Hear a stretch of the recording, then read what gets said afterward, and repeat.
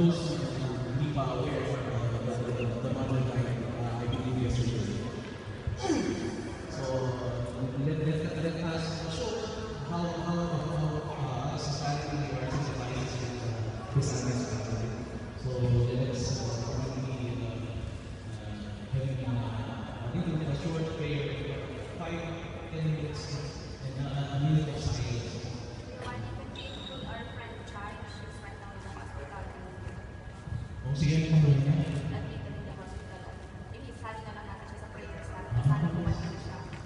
And then, other than that, those family members, minsan hindi lang naman si Felix, family members who are sick, right now, those who are suffering, with problema.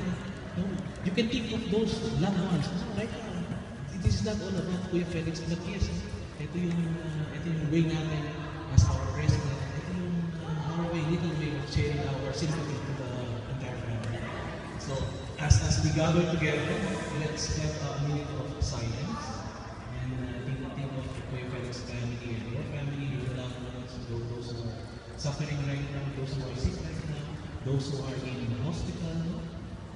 Let's pray for them and that they be able to cope up with whatever is happening in their life. So let us bow your heads and let's have a minute of silence.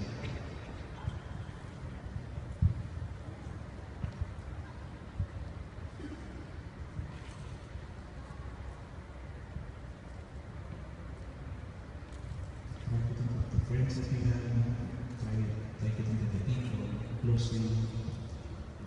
Sick right now. Those loved ones who have departed a week back, a year back, a month back. Let's pray for them.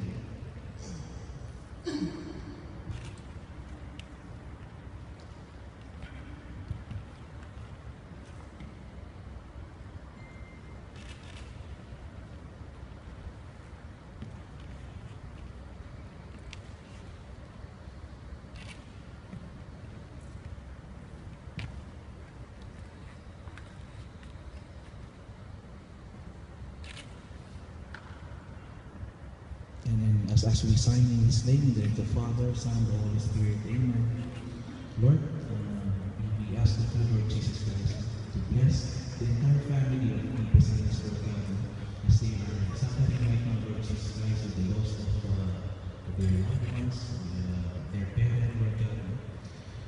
Alam po namin, Lord, and we believe, Lord Jesus Christ, that the entire family ay malungkot po right now, Lord God. And we know, Lord, in one way or another, Lord Jesus Christ, kinuha niyo po ang nanay ni Kuya Felix to finally end, Lord God, the suffering she has felt, Lord God, for a couple of months, Lord God. And I know, Lord Jesus Christ, that the mother, Lord, is very happy, Lord, because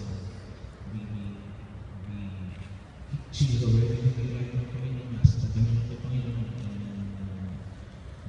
Lord Jesus Christ of Kuya Felix, and looking, Lord God, sa lahat ng ginawa, Lord, ng mga kapatid ng buong pamilya, Lord, ay masaya po siya, Lord, sapagkat pinakita po, Lord, ang pagmamahal, Panginoon, ang pagmamahal ng kanyang mga anak, Lord, sa kanila, Lord Jesus Christ.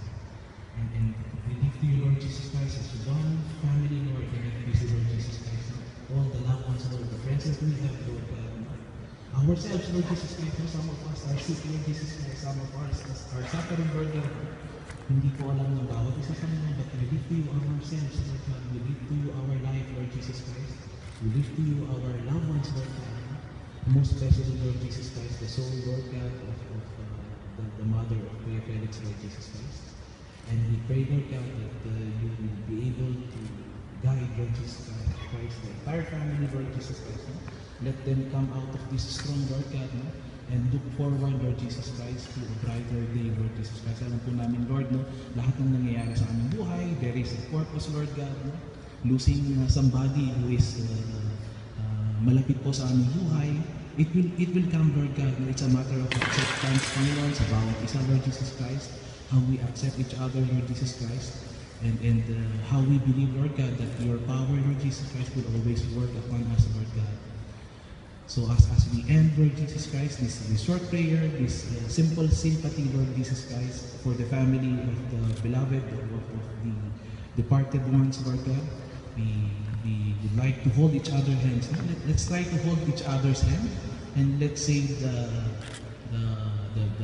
glorious prayer of our Lord God, as we say, glory be to the Father, and to the Son, and to the Holy Spirit, as it was in the beginning, is now, never shall be, world without end. Amen. In the name of the Father, Son, and the Holy Spirit. Amen. Thank you. Thank you. Thank you very much.